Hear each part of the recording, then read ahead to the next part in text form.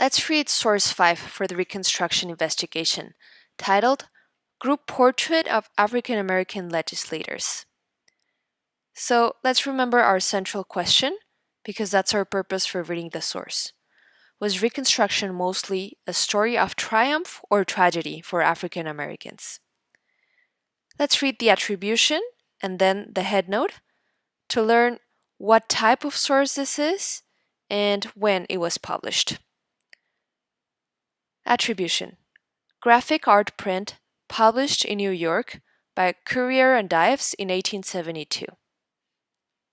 Headnote: after the 15th Amendment passed, freed African American men could vote and run for government office at the local, state, and national level. More than 1,500 African Americans held political office during Reconstruction.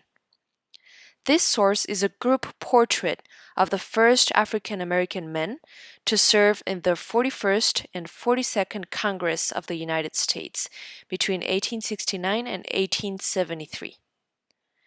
Pictured here are Senator Hiram R. Revels from Massachusetts and Representatives Benjamin S. Turner from Alabama, Josiah T. Walls from Florida, Joseph H. Rainey from South Carolina, Robert Brown Elliott from South Carolina, Robert D. DeLarge from South Carolina, and Jefferson H. Long from Georgia.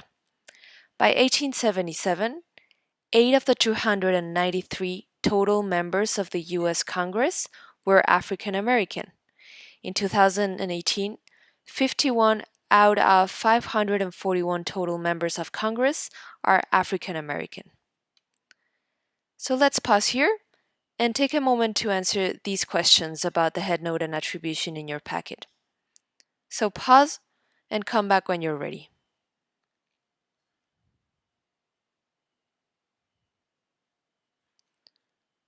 Okay, now let's look at the source. It's a graphic art print that it looks like someone drew, a portrait of these men. And it looks like the men are proudly standing and sitting in these two neat rows with very formal clothing in these elegant chairs.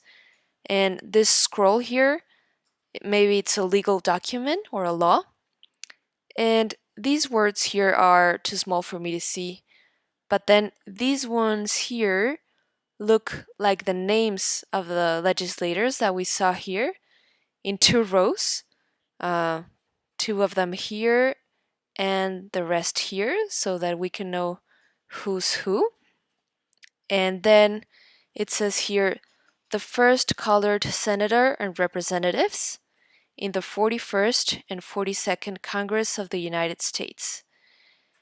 And then this looks to be the attribution information that we have here. New York, published by Currier and Ives in 1872. Okay, now go back and look at the source yourself and stop to think what parts of the source seem most important for understanding it and why.